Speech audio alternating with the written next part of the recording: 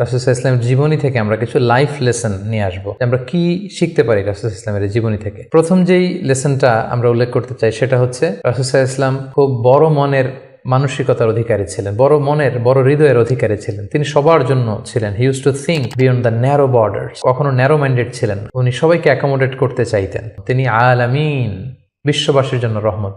He is for all and his teaching is for all.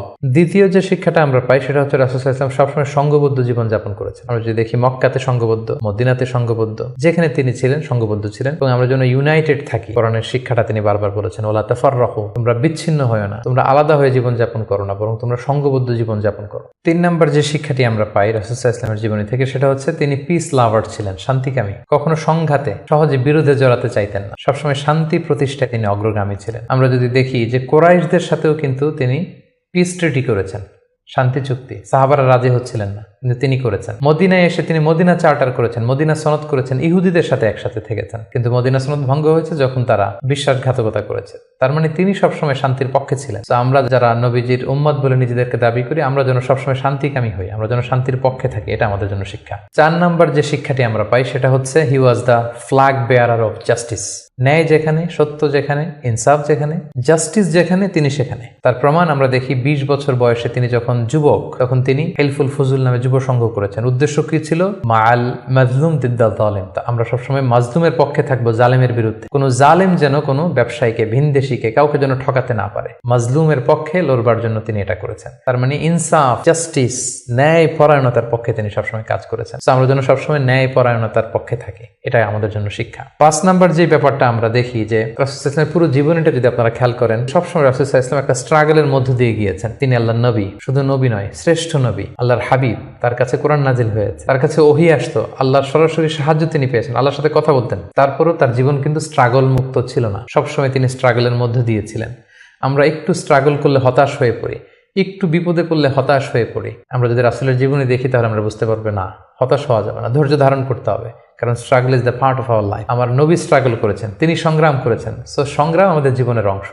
এই শিক্ষাটা আমরা পাই। 6 নম্বর যে শিক্ষাটি আমরা পাই সেটা হচ্ছে রাসূল সাল্লাল্লাহু আলাইহি ওয়াসাল্লাম ব্যক্তিগত জীবনে অত্যন্ত সৎ ছিলেন। যে কারণে যে কুরাইশরা রাসূল সাল্লাল্লাহু আলাইহি ওয়াসাল্লামের বিরোধিতা করত, তারাই রাসূল সাল্লাল্লাহু আলাইহি ওয়াসাল্লামকে উপাধি দিয়েছিল আস-সাদিক আল আমিন, সত্যবাদী, আমানতদার। যেদিন তিনি হিজরত করবেন সেদিন তিনি তার ঘরে রাসূল সাল্লাল্লাহু আলাইহি ওয়াসাল্লাম আলী রাদিয়াল্লাহু তাআলা আনহুকে রেখে গিয়েছিলেন। কারণ ওনার কাছে মক্কার অনেক লোকেরা আমানত রেখেছিল। সেই আমানতগুলো বুঝিয়ে দিতে আলী রাদিয়াল্লাহু তাআলা আনহুর 3 দিন সময় লেগেছিল। এত পরিমাণে ডিপোজিট ছিল, আমানতের বিভিন্ন জিনিসপত্র ছিল, সেগুলো আলী রাদিয়াল্লাহু তাআলা আনহু বুঝিয়ে দিয়ে তারপরে তিনি হিজরত করেছেন। কতটা আমানতদার ছিলেন আমাদের প্রিয় নবী। এবং ওনার এই ব্যবসায় আমানতদারিতায় মুগ্ধ হয়েই কিন্তু খাদিজা রাদিয়াল্লাহু তাআলা আনহা রাসূল সাল্লাল্লাহু আলাইহি ওয়াসাল্লামকে বিয়ের প্রস্তাব দিয়েছিলেন। তো তার উম্মত হিসেবে আমাদের উচিত সত্যবাদী, সৎ এবং আমানতদার হওয়ার চেষ্টা করা।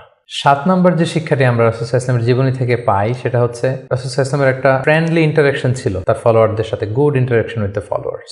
আমাদের অনেক লিডারদের মধ্যে একটা বসি ভাব থাকে যে আমি সব জানি, আমার ফলোয়াররা কিছুই জানে না, আমার টিমের লোকেরা কিছুই জানে না। না, রাসূল সাল্লাল্লাহু আলাইহি ওয়াসাল্লাম এটা করতেন না। কারোর কাছ থেকে কোনো ভালো কনসালটেশন, কোনো পরামর্শ আসলে পলিসি মেকিং এ তাদের কথাও তিনি রাখতেন। সুবহানাল্লাহ, এটা একটা গুড লিডারের বৈশিষ্ট্য। 8 নম্বর যে শিক্ষাটা আমরা পাই সেটা হচ্ছে রাসূল সাল্লাল্লাহু আলাইহি ওয়াসাল্লাম হেভিলি ফোকাসড ছিলেন তার মিশনে। সেই যে মক্কায় তিনি তাওহীদের বাণী প্রচার করতে শুরু করেছেন, রিসালাতের বাণী প্রচার করতে শুরু করেছেন, আখিরাতের কথা মানুষকে প্রচার করতে শুরু করেছেন। তার যে দাওয়াতের ফোকাস, এই ফোকাস থেকে কোনো প্রলোভন, কোনো লোভ, কোনো স্ট্রাগল, কোনো বিপদ রাসূল সাল্লাল্লাহু আলাইহি ওয়াসাল্লামকে এক চুল পরিমাণ নাড়াতে পারেনি। আমরা যদি জীবনে সফল হতে চাই আমাদের ফোকাস ঠিক রাখতে হবে। ফোকাস থেকে আমরা নড়ে গেলে কিন্তু আমরা সফলতার দেখা পাবো না।